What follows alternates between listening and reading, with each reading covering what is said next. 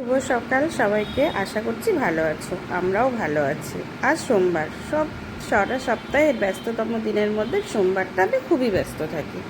আজ তারপরে আবার আমার মেয়ের জন্মদিন। আমার ছোট্ট পরীটা আজকে 10 বছর কমপ্লিট হয়ে গেল। তাই স্নান করে সকাল সকাল রেডি হয়ে নিয়েছি, সোমবার পুজো দিতে যাব। এই যে আমি এখন ঠাকুর ঘরে চলে যাচ্ছি পুজো দেওয়ার জন্য। জানি মাদের কাছে প্রত্যেক দিনই সন্তানের মঙ্গল কামনার জন্য মারা ঘুম থেকে উঠে সন্তানদের মঙ্গল কামনা করে, ওরকম এর জন্য আর নির্দিষ্ট কোনো দিন লাগে না।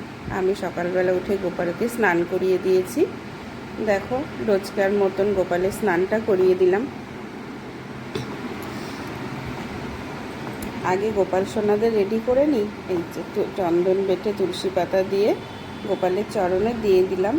আমি এইভাবে পুজো দিই, তোমরা কীভাবে পুজো দাও আমাকে অবশ্যই জানাবে। আমি এরকমভাবেই গোপালকে সেবা দিই রোজ। এই যে তারপরে কর্তামশাইও চলে এসছে, যেহেতু সোমবার, কর্তামশাই এই সপ্তাহের একটা দিনই ঠাকুর ঘরে পুজো দিতে আসে সোমবারটা। ও ভোলানাথের মাথায় জল দিয়ে বেলপাতা দিয়ে দিল, এবার আমিও দিয়ে দিলাম। সোমবারটা আমরা একসাথেই পুজো দিই প্রত্যেক সোমবার। এই যে আমাদের পুজো কমপ্লিট।